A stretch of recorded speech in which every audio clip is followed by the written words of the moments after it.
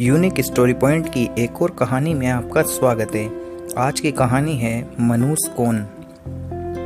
एक बार महाराज के कानों तक चेलाराम के एक व्यक्ति के बारे में खबर पहुंची।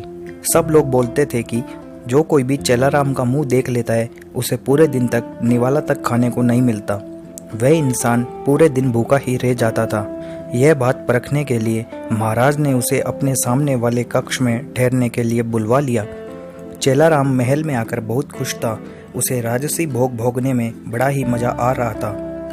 एक दिन महाराज की नींद अचानक से खुल गई।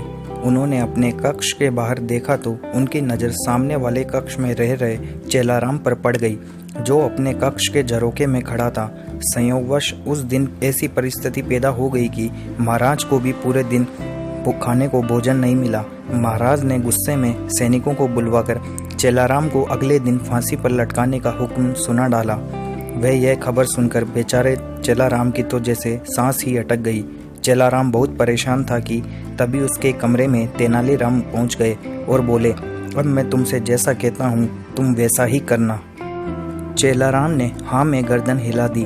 तब तेनालीराम बोला, कल जब तुम अपनी अंतिम इच्छा में पूरी प्रजा के सामने कुछ कहने के लिए बोलना। अगले दिन चेलाराम की अंतिम इच्छा के अनुसार नगर में सभा बुलाई गई। सब लोगों के सामने आकर चेलाराम बोला, भाइयों, मेरा चेहरा देखने से तो लोगों को खाना नसीब नहीं होता, लेकिन जो कोई महाराज का मुंह देख लेता है उसे तो सीधे मौत मिलती है, मौत। चेलाराम की यह बात सुनकर महाराज अचंभित हो गए। उन्होंने तुरंत फांसी रुकवा दी और चेलाराम से पूछा, तुमने ये सब किसके कहने पर कहा? चेलाराम बोला, महाराज, तेलाराम के सिवा ये कौन बता सकता है? मैंने ये सब तेनालीराम के कहने पर बोला। चेलाराम की बात सुनकर महाराज बहुत खुश हुए और उन्होंने तेनालीराम की प्रशंसा की। धन्यवाद।